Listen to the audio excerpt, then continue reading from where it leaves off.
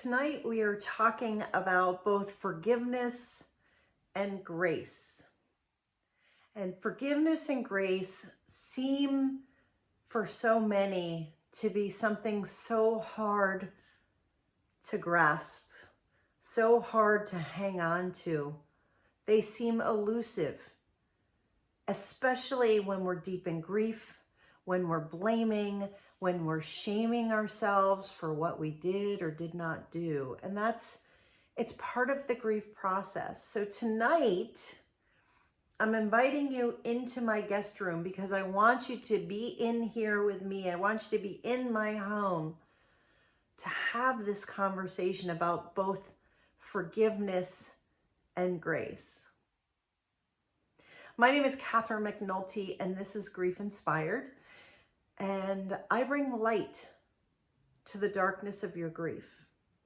And I do that by talking to you honestly about the things that I hear from the clients that I work with. I share my own experiences, of course. If you saw my last video, I shared my entire story.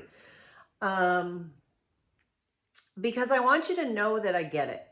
And grieving can be really hard when it's people, when we've lost the people that we love the most. And it can seem like there isn't a path forward. Like we don't know how we're going to get out of our grief. Like we'll never be okay again. And although it feels that way, and if it feels that way for you right now, I want to remind you that there is a path out of the depths of grief that you are in right now. And two key components to that in order to heal from grief are both forgiveness and grace. And I said before that they seem so elusive because they are. When we talk about guilt and shame and blame and the painful emotions that come up as part of grief, things like self-judgment, things like self-deprecation, they come so easily to all of us. And particularly with women, it's easy for us to judge ourselves, to blame ourselves, to feel guilty because we didn't do something that we should have done. We expect ourselves to be better. And it falls in line with the societal norm that is, if you are a woman, you need to do everything perfectly and you do not make mistakes and you act like you do it with no problem, right? You just get it all done. You're not even sweating any of it. And that's what society tells us. And when we aren't that, we are less than. And that's in the normal day-to-day lives that we live. And then you pile grief on top of that.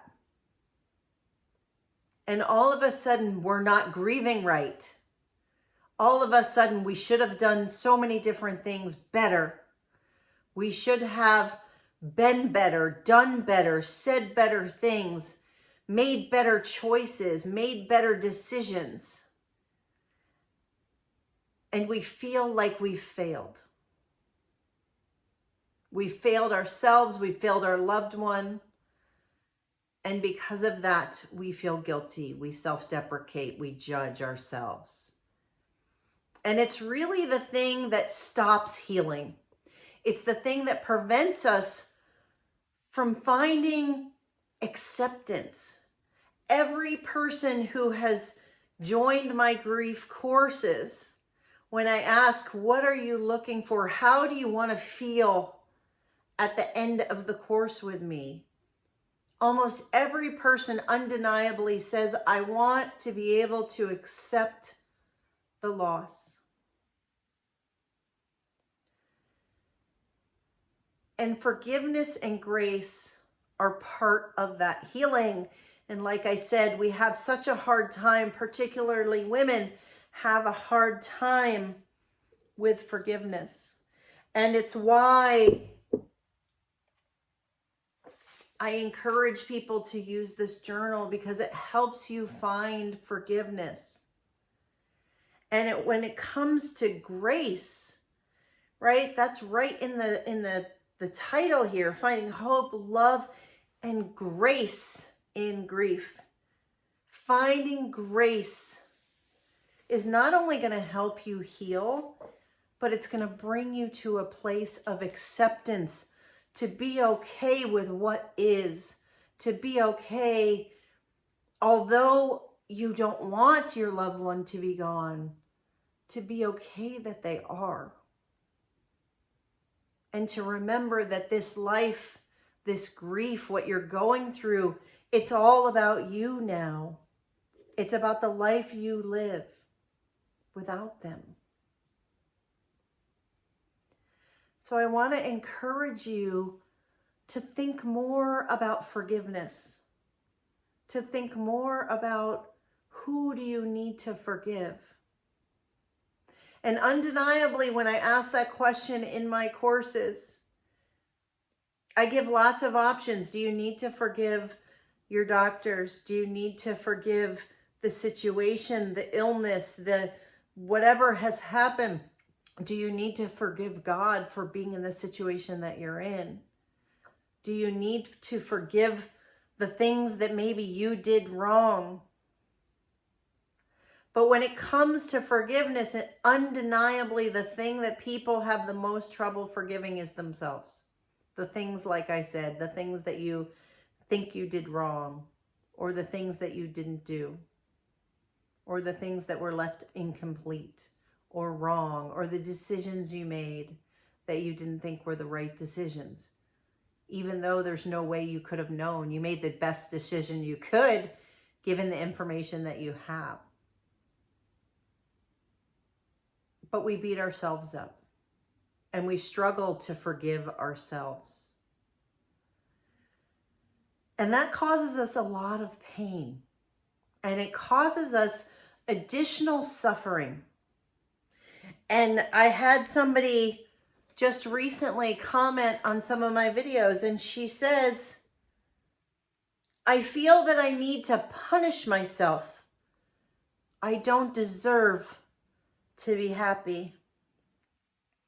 And although that is a normal reaction a lot of times to loss, particularly when you feel like you did something wrong, when you feel that guilt, the question that I always ask is, would your loved one blame you, want you to suffer, want you to be in the cycle of pain that you are in, the self-deprecation, the unworthiness, the undeservedness? There isn't anybody who's ever said, yes, they want me to suffer. Because that's not what love is. Healing and finding forgiveness is about love.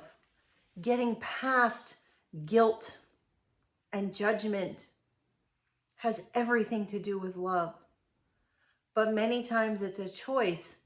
And part of the problem that people run into is I say, well, the answer to your guilt is to love yourself. It's the answer. And they say, I can't do that. And my question for you, is it because you can't or you won't?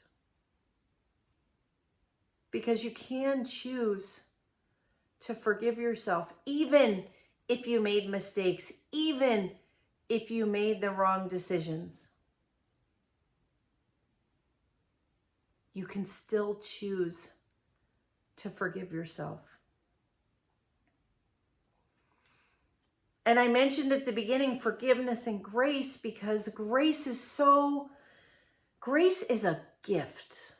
We often call it the gift of grace. Because grace is receiving love that you don't necessarily deserve. It's just the gift. So you could have done anything wrong. You could have made all the wrong decisions. But when you're given the gift of grace by yourself, by your loved one who has passed on, by God, by the universe, when you give yourself the gift of grace, it's just what is. It's not because you deserve it. It's because you deserve it no matter what you've done. So even if you feel like you don't deserve grace, you do. And that's what grace is.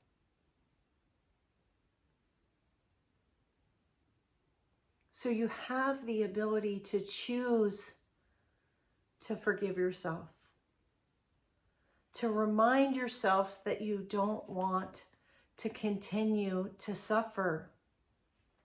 And to the person who said, I feel that I need to punish myself and I don't deserve to be happy, I disagree. You do deserve to be happy. Why? Because you love. You love the person that you've lost, and I know that because you wouldn't be here. You wouldn't be in pain. You wouldn't be feeling the way you do if you didn't love them so deeply, so intensely, so strongly. Can you allow them, your loved one, to send grace to you? To be able to say, I don't necessarily believe that I deserve grace, but I'm going to accept it anyway. You know, I was talking to a client, and the thing about grief is when we grieve anything else about our lives that's unresolved, any past traumas, any things that really bothered us when we were children, the times when we were hurt by other people, the I'm not good enough stuff, the unworthiness, the reminder that maybe you're not lovable. All of those things come back up for us when we're grieving. And so grieving is a path to healing. It's a path to healing all of it. And it can happen all together. As you're healing from grief, you can heal anything else that's been left unhealed. And you can do that with grace. So I have a client who feels inherently unworthy, is in a situation where she is in crises. She wakes up every day and she doesn't really want to go on. Now, she's not going to take her own life. She's promised me that. But she, in her heart of hearts, believes that she doesn't want to keep on living because her husband died. She doesn't know how to go on without him. And to be truthful, she doesn't want to. But the reason why she doesn't want to is buried in everything else that's happened in her life. And that inherently she doesn't believe that she is deserving of grace, that she is deserving of unconditional love. She feels unworthy. So much so, and this isn't unique to her, right? Think about yourself. When are the times when people have offered to help in a truly genuine way from their heart, offering you any type of gift? Maybe it's the gift of their time. Maybe it's the gift of listening. For her, it was the gift to go to a place where she could truly heal. It was a gift. a financial gift, a spiritual gift, an opportunity to step out of her life and to step into a place where she could truly heal with all of the best therapists, with all of the best modalities. And she and I had been working together as well. And she called me because she wasn't sure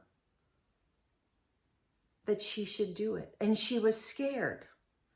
Not scared for what was going to come or what she was going to go through during the healing process. Scared because she felt inherently unworthy. That she didn't deserve it. How could she accept such a big gift? And what I find so interesting is that's a big gift that she was being offered to go and stay at a place that's designed for healing for her and for people who are in her situation.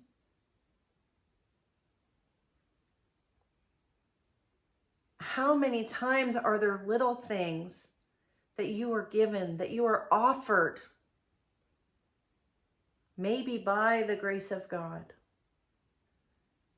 and you reject them, and you don't take them, and you say, no, no, no, I don't deserve that. I'm not worthy of that.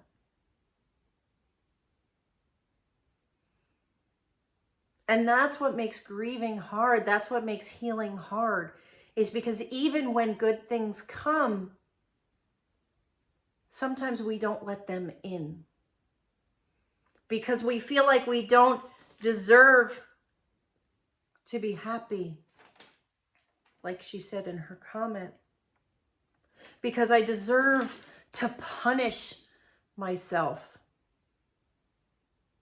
Would your loved one ever want you to be sitting here punishing yourself?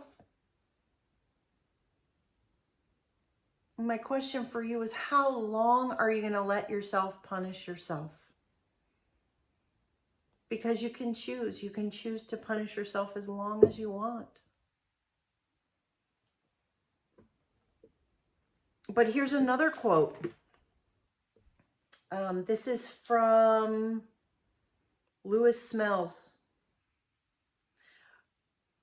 To forgive is to set a prisoner free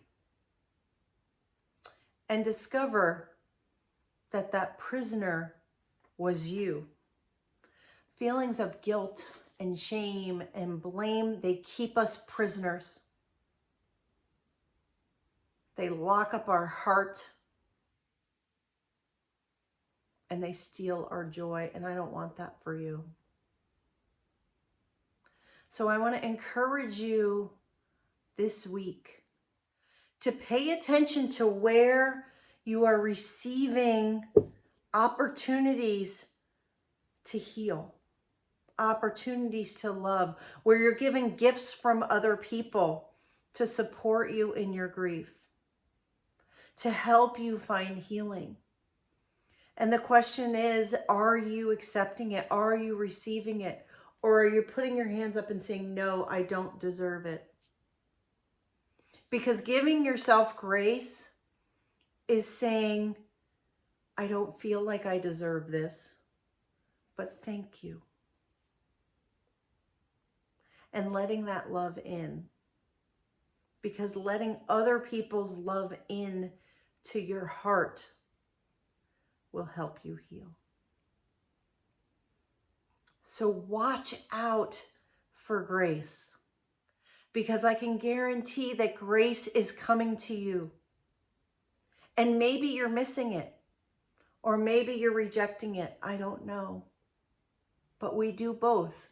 Particularly as women, we have a very hard time receiving love. We're supposed to be nurturers. We're supposed to give. We're supposed to love to everyone else. And that's what we do. We give all of our hearts. We give everything. But when there are times like this, times where you're grieving, times where you're struggling, where life every single day just hurts. Maybe our grief needs to teach us how to receive, how to accept, how to understand that what you are being given is a gift of grace. And to be able to say thank you. I receive that. Thank you. So when you need to find forgiveness of yourself, there's a beautiful prayer that's a Hawaiian prayer that says, I'm sorry. I forgive you. Thank you. I love you. Can you say that to the people who you need to forgive? And more importantly, can you say that to yourself? I'm sorry. I forgive you. Thank you. I love you.